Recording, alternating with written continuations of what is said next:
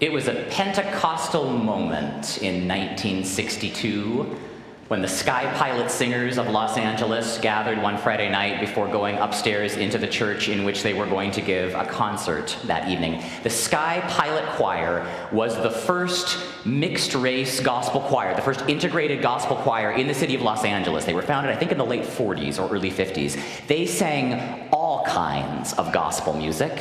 They sang black gospel, they sang white southern gospel, they sang slave songs, they sang revival hymns, you name it. All music can be gospel music if it brings people hope. So every time before they would perform a concert or lead a church service, every time the Sky Pilot Choir would go on, they would gather first, probably to rehearse a little bit, like this choir does, and then they would pray. Their leader was a formidable woman. Her name was Doris Akers. She stood about 5'2", and she would raise her hands and she would command. She would say, "Pray, children, pray." And they would start to pray. They were shouting, they were murmuring, their eyes were closed, their eyes were opened, they were stomping their feet, they were lifting their hands in praise. Without a doubt, they knew that they had been revived when they left that place and then went in to sing. Doris Akers was known to say, "I believe that prayer is more important in a choir than great voices." And the Sky Pilot Choir had some pretty incredible voices. So does that choir. On this particular Friday night, so the story goes, Doris Akers, though, didn't think that the Sky Pilot Choir was sufficiently prayed up to go and lead worship. She said, "You are not ready to go in." And she said, "You're going to have to pray again." So they did. And as the story goes, something in that room shifted. We read about it, a version of this, in the book of Acts just now, where we experienced it in the room. I don't know if they heard the sound of a rushing wind. I don't know if there were little divided tongues as a flame above their heads. But according to the people who were there that night, as they prayed, the Spirit moved. And then Doris Akers began to worry because she wasn't sure that she could stop it. She said later, "I had to send word upstairs to the pastor and let him know what was happening. He was waiting in the auditorium with the congregation, waiting to start the service. And finally," she said, I'm guessing this is like 15 minutes past time, she says to the choir, "We have to go. I mean, I hate to leave this room. I know you hate to leave, but we do have to get upstairs and lead this service. And there is such a sweet, sweet spirit in this place." That's where that song comes from. That phrase struck her. There's such a sweet, sweet spirit in this place. And Doris Akers wrote a song about that experience. We're going to sing her song in just a little bit when we get ready to stage these baptisms. When I saw, you know this, some of you will probably know this song, right? "There's a sweet, sweet spirit in this place, and I know that it's the Spirit of the Lord." When I saw that in the bulletin a couple of weeks ago, I thought, oh, you've got to be kidding me. Like, really? Sweet, sweet spirit? Because I think of sweet, sweet, I mean, I kind of grew up with this one, right? It's a little bit of a Sunday school anthem. I mean, Methodists do this when they pass the peace, right? I experience this, no shade to the Methodists. I mean, I love Methodists. But it always feels a little cloying, a little happy-clappy, a little Jesus wants me for a sunbeam, kind of, like a Sunday school song. And then I gotta tell you, like this week, I saw a video on YouTube of Doris Akers, the woman who wrote the song. I saw her, I think she's like 85 years old. She's leading this thing from the piano. She starts real slow and bluesy. "There's a sweet, sweet spirit in this place. And I know that it's the Spirit of the Lord." And I felt like I had heard the song for the first time. She was born to an interracial couple in Missouri in 1926, a time and place when her parents' marriage was illegal in that state and pretty dangerous. Doris Akers learned to play the piano by ear by the age of 6. When she was 12 years old, she founded a 5-piece jazz ensemble, and they toured the country. They were Dot and the Swingers, and they covered the music of Nat King Cole and Duke Ellington. A couple years later, she teamed up with her friend Mahalia Jackson, and they wrote "Lord, Don't Move the Mountain." That record sold 1 million copies. So she moved to LA. She became known as Miss Gospel. Inez Andrews and Aretha Franklin and Elvis Presley covered her songs. You know her songs, even if you don't know her name. "Sweet, Sweet Spirit" is the one that most people know. Elvis made great hay with "Lead Me, Guide Me Along the Way." You know that? "Lead me, guide me." I'm not doing an Elvis impression. I'm not doing an Elvis impression, but "Lead Me, Guide Me Along the Way," right? No. That's Doris Akers. In 1992, the Smithsonian Institute named her the foremost black gospel songwriter in the United States. She died a couple years after that. She was never quite white enough to pass in the highly racialized white Southern gospel establishment. She was held in suspicion by many black gospel artists because of the lightness of her skin and because she led a mixed-race choir.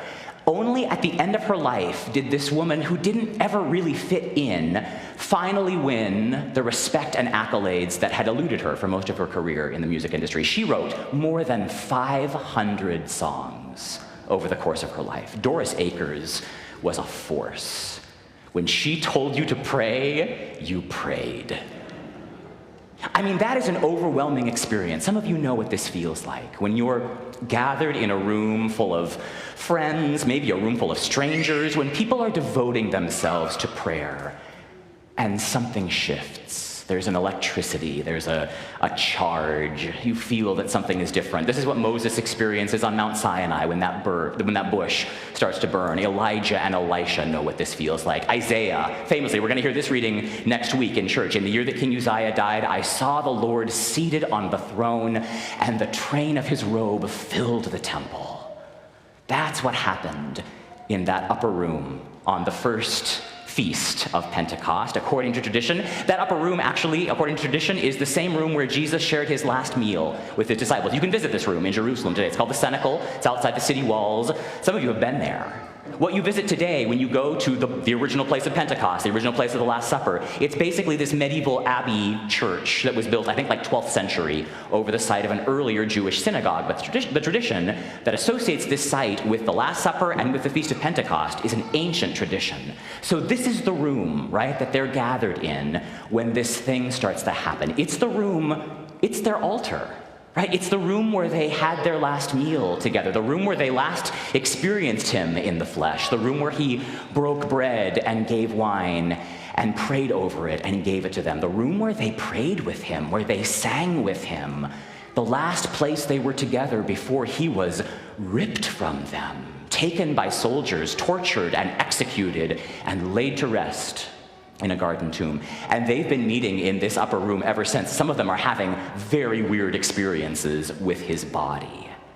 So they elect Matthias to take Judas's place. They're devoting themselves, right as the book of Acts says, they're devoting themselves to prayer with a shared intensity of feeling. I love that phrase. That's how the writer describes them. The disciples are there together with the women, Acts says, and with Mary, Jesus' mother, and with his brothers. That's a lacuna for another time, Jesus' brothers. Who are they? Well, we're not talking about the brothers today, but they're all there, right? It's about 120 people, according to the book of Acts. It's a big room. If you've been to the Cenacle, you know this is a big space.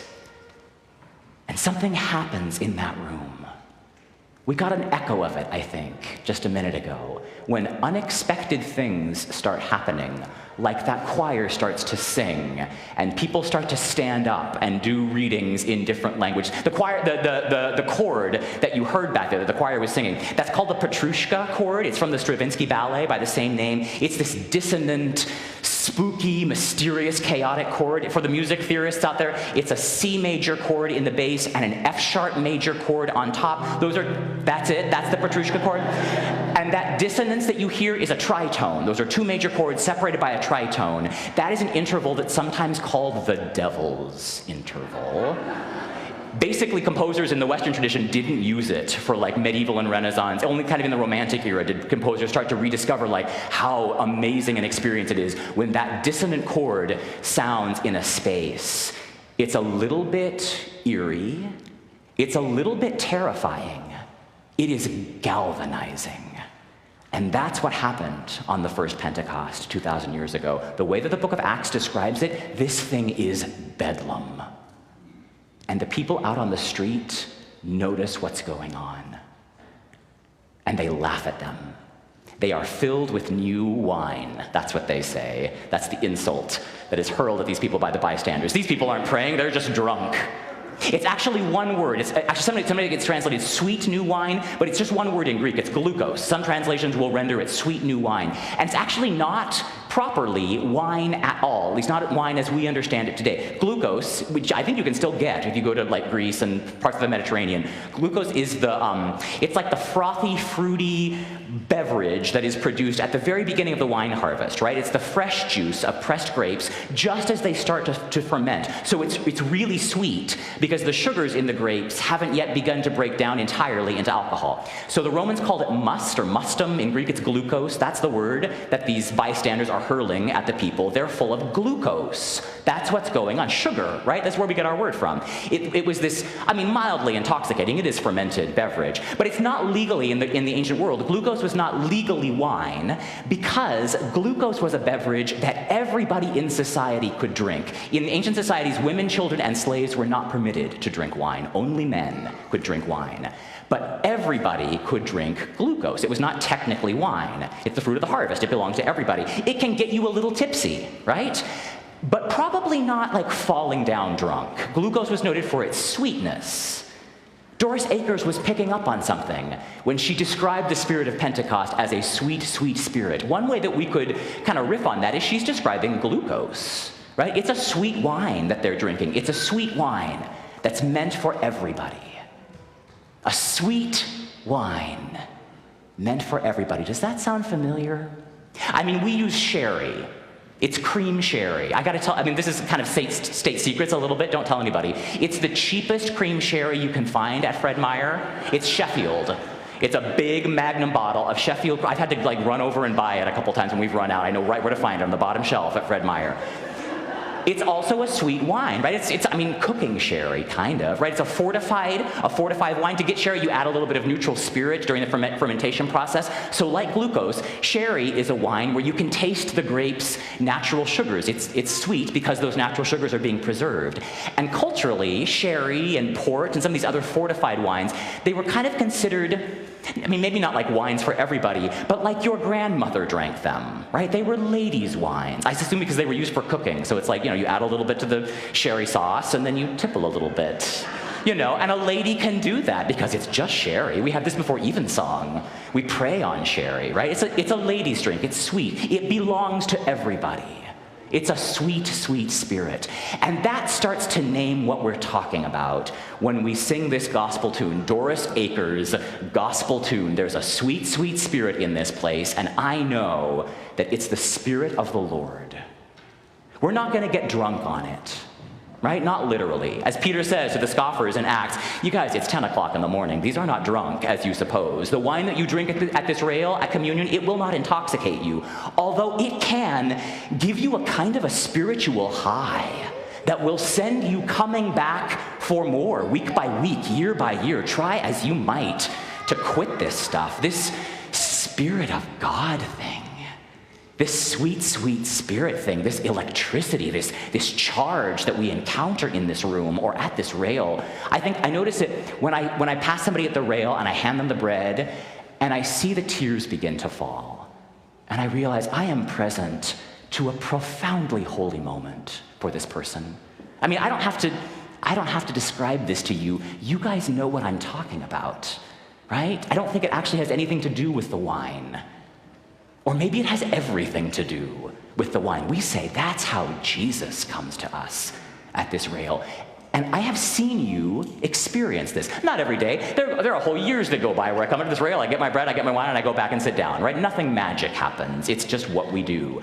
And then there's that day where something shifts. I see this happen. I see you having these experiences. You bring all of who you are to this altar rail. You bring your sadness and your grief and your joys and your longings.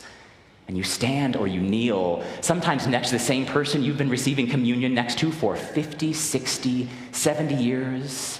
Sometimes you're sitting next to you're standing or kneeling next to a stranger whom you've never seen before and you will never see again. And we go down that rail. We hand you a little bit of bread. We give you a little sip of wine. I've been doing that now for like 15 years, and I have seen changes happen in your lives. I've witnessed some of you have transformative experiences of God at this rail. There's a sweet, sweet spirit in this place. I am here to testify. I've seen it. I know that it's the Spirit of the Lord. There are sweet expressions on some of your faces.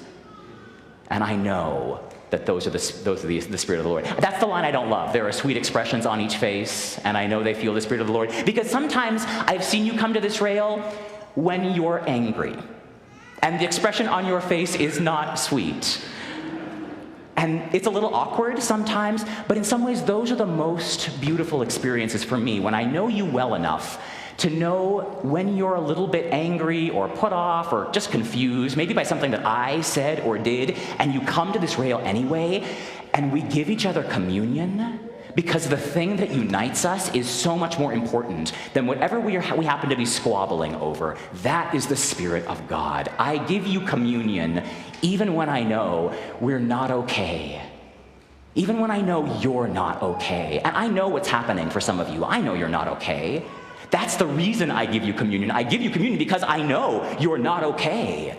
And sometimes there's nothing I can do about it except hand you this little wafer of bread. We give you a little sip of sweet new wine. It's our glucose, right? It's Sheffield cream sherry. It works. It's the sweet brew of the Holy Spirit. That cheap sherry is some of the best stuff you will find in this town. It doesn't taste fancy, but it is very sweet. It's sweet, sweet stuff. It's so sweet that the only thing to do, really, is to sing about it. When we were texting earlier this week, Katie, I sent her the link of Doris Akers. I'm like, hey, this can't be Methodists, right? And she said, oh, don't worry, I can make it trashy. So I have it on good authority, but what's going to happen now, we're going to sing Sweet, Sweet Spirit while we invite these baptismal families up, and it's not going to be the Sunday school cloying, earnesty, like Methodist white version of it, which is a little precious. There is nothing precious or polite about Sweet, Sweet Spirit the way Doris Akers does it. So you can find the video or you can witness it here. This is as close to a room full of Episcopalians can manage to go to church. And I am going to invite you to go to church. You know how to pray this. You know how to sing it. It's the thing that keeps us coming back to this space week after week, year after year. If the Rosales organ can be a Hammond organ, this is what we're going to get the Spirit. Will you sing with me? Will you stand?